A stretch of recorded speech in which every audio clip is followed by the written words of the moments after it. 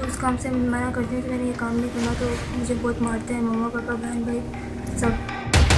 मुझे यहाँ से निकालो, मैं निकलना चाहती हूँ, अपने घर वालों के साथ नहीं रहना चाहती।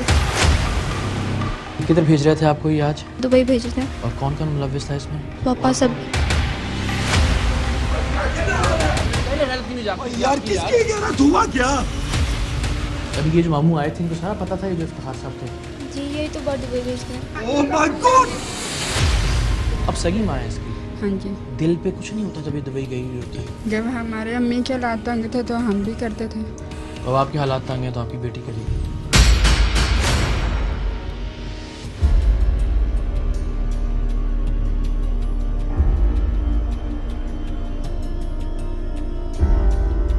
कशिश 14-15 साल की वो लड़की है जो अपनी माँ, अपने भाई, अपने बाप और अपने मामू के जबर की वजह से हर रोज अपना मासूम नन्हा सा जिस्म बेचने पर मजबूर की जाती है। ये खुद अपनी उम्र 17 साल बताती है, जबकि इसकी माँ के मुताबिक ये 14 साल की है। Oh my God! बच्ची के मामू ने किसी 2 नंबरी से कागजों में हेर फेर करके इसकी उम्र बढ़ाकर इसका शनाख्ती कार्ड और पासपोर्ट बनवा दिया था। सो पिछले 3 बरसों में इसे 4 से 5 बार जिस्म फरोशी के लिए दुबई भी भिजवाया जा चुका था। 14 साला कशिश की माँ भी कुछ अरसा पहले तक जिस्म फरोशी का काम ही करती थी। कशिश की बहन भी जिस्म फरोशी ही का काम करती थी और कशिश की माँ के बकौल उनके बेशतर रिश्तेदार भी जिस्म फरोशी के धंधे से ही वाबस्ता हैं। लेकिन अपने चारों जानिब इस मकरूह धंधे के होने के बावजूद खुदा ने न जाने कशिश के नन्हे से दिल में ये ख्याल कैसे डाल दिया कि उसे जिस्म के व्यापार के इस कारोबार से निकलना है। घर वाले ज़बरदस्ती मुझे बाहर दुबई भेजते हैं। काम से मना करती हूँ कि मैंने ये काम नहीं करना, तो मुझे बहुत मारते हैं, मम्मा पापा बहन भाई सब। मुझे यहाँ से निकालो, मैं निकलना चाहती हूँ, अपने घर वालों के साथ नहीं रहना चाहती। लोग ज़बरदस्ती काम करवाते हैं मुझसे। कशिश की माँ के बकौल बच्ची की उम्र 14 साल है और कशिश के बकौल उसकी माँ और बाकी घर वाले उससे बदन फरोशी का धंधा जबरदस्ती पिछले 3 साल से करवा रहे हैं। मतलब इस नन्ही सी गुड़िया के जिस्म पर 11 साल की उम्र से बराए फरोख्त का बोर्ड लगा दिया गया है। आप आज के सरेआम में कशिश की माँ की गुफ्तगू सुनेंगे तो आप शायद उससे हमदर्दी करने लगे, क्योंकि उसके बकौल गुर्बत के बायस उसके पास अपनी बेटियों को हर रोज नीलाम करने के सिवा कोई चारा नहीं। जिस रोज जिस्म फरोशी के लिए बेटियों का कोई गाहक ना आए, उस रोज का खाना मिलना भी दुश्वार हो जाता है। कशिश की माँ ने आंसुओं से भरी आंखों के साथ बताया कि उसने खुद भी मुख्तलिफ नौकरियां करने की कोशिश की और बेटियों को भी मुख्तलिफ कामों पर लगाकर देखा, लेकिन हर जगह सबसे पहले जिस्म ही का मुतालबा होता है। तो फिर सोचा कि क्यों ना जिस्म फरोशी को ही अपना पेशा बना लिया जाए। ये सारे लोग पाकिस्तान में क्या जिस्म बेच के खाना खा रहे हैं? अल्लाह कहीं ना कहीं से रिस्क का उनका वसीला काम भी बना रहा है। करके देखा फैक्ट्रियों में, ठीक है, लेकिन वहाँ पे भी बेटियों पे नज़र ही रखी जाएगी तो क्या फ़ायदा?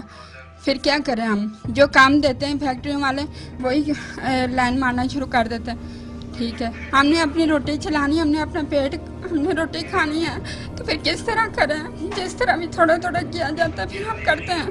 3 लाख ले लेते हैं। हाँ जी। दिल पे कुछ नहीं होता जब ये दुबई गई हुई होती है कि वहाँ इसके साथ क्या हो रहा होता है? आपने खुद ही काम किया कभी? हाँ जी। आपने भी किया? जब हमारे अम्मी के हालात तंग थे तो हम भी करते थे। तो अब आपके हालात तंग हैं तो आपकी बेटी करेगी और इसकी बेटी करती रहेगी और बेटी दर बेटी ये चलता रहेगा सिलसिला। कहीं तो रोकना है ना इसको। बेटियां इसलिए तो नहीं होती।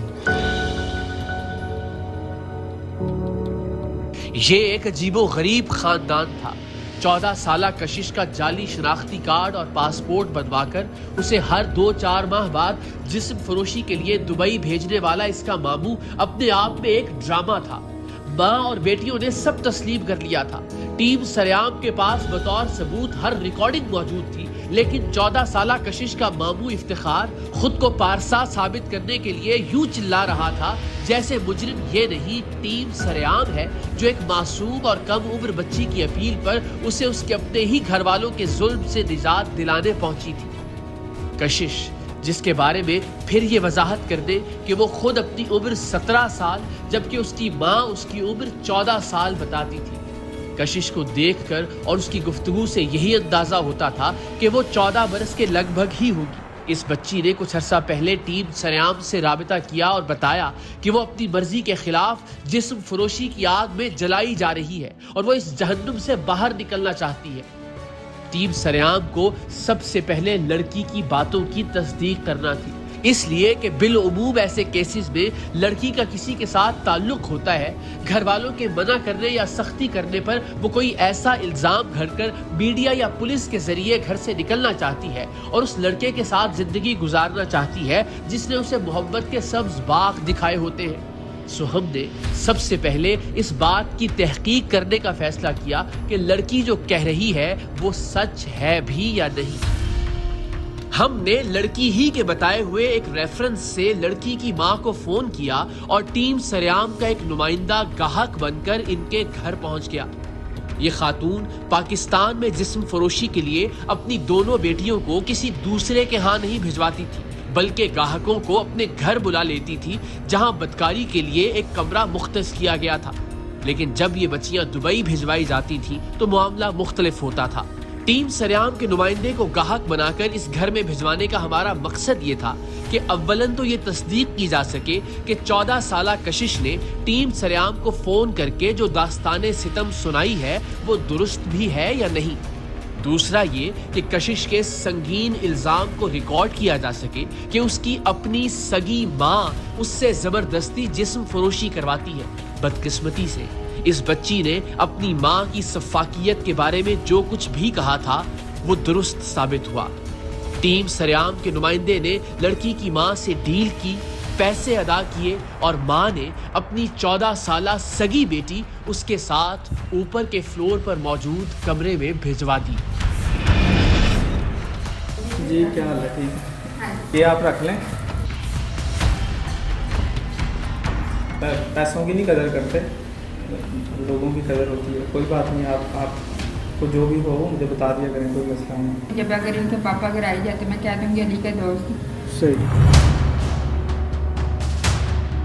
اس بچی کو کمرے میں لے جانے کا مقصد صرف اور صرف یہ تھا کہ اس کے اپنی ماں، اپنے بھائی، اپنے ماموں اور اپنی بہن پر لگائے جانے والے الزامات کو ریکارڈ کیا جائے تاکہ اس ریکارڈنگ کی بنیاد پر قانون کی مدد حاصل کی جائے۔ یہ ریکارڈنگ بطور ثبوت ہمارے پاس ہونا اس لیے بھی ضروری تھا کہ اگر ہم پولیس کے ہمراہ بچی کو اس کے اپنے ہی گھر والوں کے جنسی ظلم سے نجات دلانے آتے اور وہ اپنی ماں کے سامنے جذباتی ہو کر یا پھر ڈر کر اپنا بیان بدل جاتی تو کم سے کم ہمارے پاس اپنی کارروائی کا جواز ضرور موجود ہوتا۔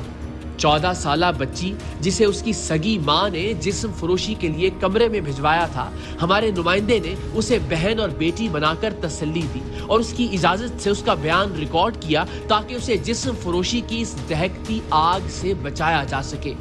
بچی کی معصومیت، اس کی آواز کا بھول پن اور جسم فروشی کے دھندے میں زبردستی جھونک دیے جانے کے باوجود اس کی آنکھوں میں حیاداری اس بچی کے ایک ایک لفظ کو سچ ثابت کر رہی تھی۔